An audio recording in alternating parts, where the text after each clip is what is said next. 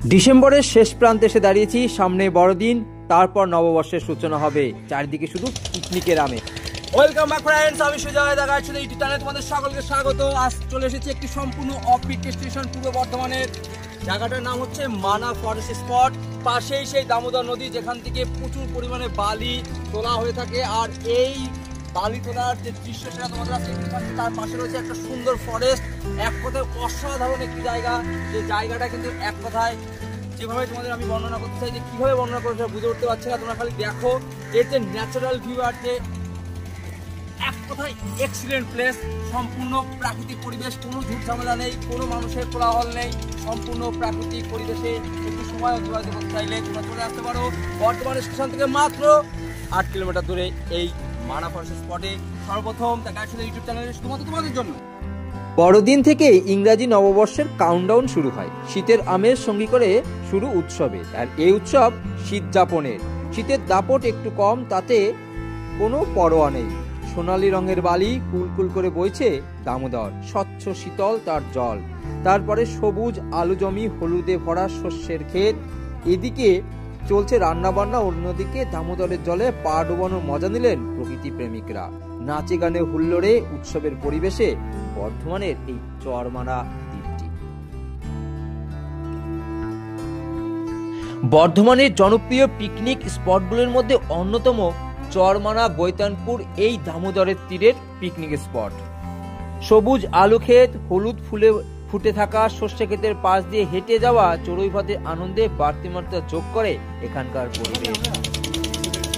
দামোদর তীরে বনভোজনের মজা উপভোগ করতে আসে এই জেলার বিভিন্ন প্রান্ত থেকে আসা বাসিন্দারা। সব মিলিয়ে সাউন্ড বক্স বাজিয়ে নাচ, মিষ্টি রোদের পিঠে নিয়ে আনন্দের রসনা তৃপ্তির মধ্যে দিয়ে বড়দিনে পালন করে অনেকেই এখানে।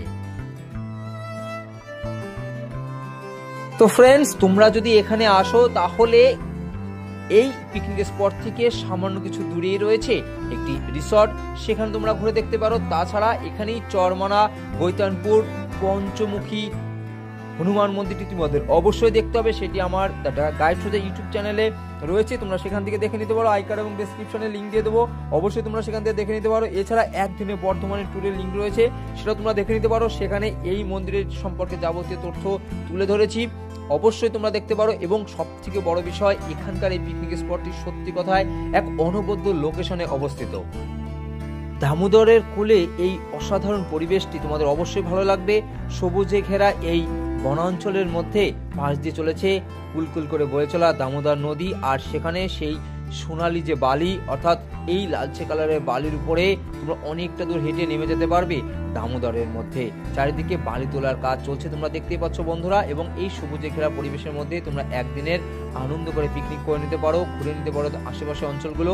তবে কোথা দিয়ে এই সুন্দর দিনটি চলে যাবে তোমরা টেরও পাবে না। অবশ্যই আমাদের ঘুরে দেখতে হবে এই সুন্দর পিকনিক স্পটটি। যারা একদিনের পিকনিক স্পটের জায়গা খুঁজছো, যারা পূর্ব বর্ধমানে এসে পিকনিক করতে চাও কিংবা পূর্ব বর্ধমানটি ঘুরে দেখতে চাও, পিকনিক করতে চাও, বড়দিনের আনন্দ উপভোগ করতে চাও, অবশ্যই একবার হলেও তোমরা এখানে আসতেই পারো এই চরমানা বৈতানপুর পিকনিক স্পটে।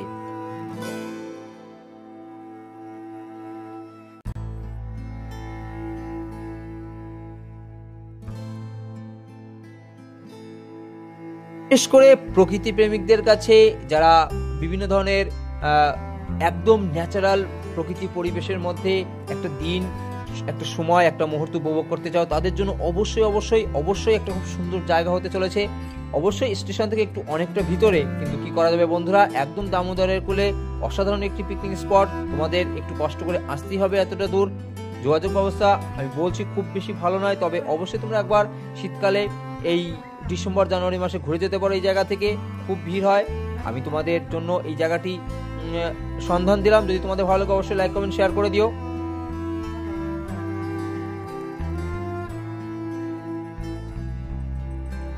সবুজ নিরিবিলি দামোদর কুলের এই চরমানা পিকনিক স্পটে অনেকটা সময় কিভাবে কেটে গেল আমি বুঝতেই পারিনি।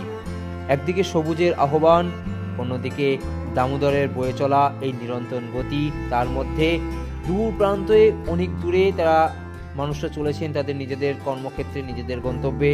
সেই নৌকায় যাওয়া আসা দেখতে দেখতে কখন যে সময় চলে গেছে বা চলে যাচ্ছে সেটা উপলব্ধি করতে অনেকটা সময় লেগে গেল। বাড়ি থেকে অনেকটা দূরে এসেছি, ভালো লাগছে জায়গাটা, তোমাদের জন্য সন্ধান দিয়ে রাখলাম। যদি তোমরা আসো অবশ্যই এই জায়গাটাকে আনন্দ সহকারে উপভোগ করতে পারবে। যদি তোমাদের ভালো লাগে অবশ্যই লাইক কমেন্ট শেয়ার করে দিও। আর যে সকল বন্ধুরা আমার চ্যানেলে প্রথমবার জন্য এসেছো তাদের কাছে আমার বিনীত নিবেদন, প্লিজ চ্যানেলটিকে সাবস্ক্রাইব করো, লাইক করো, কমেন্ট করো, শেয়ার করো, আপনজনের কাছে পৌঁছে দাও। যারা অনেক দূর দূরে ঘুরতে ভালোবাসো, একদিনের জন্য অনেক দূর ঘুরতে ভালোবাসো, তাদের জন্য অবশ্যই এরকম জায়গা ভালো লাগবে। চলে এসো বন্ধুরা। ভিডিওটি কেমন লাগলো অবশ্যই আমাকে কমেন্ট করে জানাতে পারো।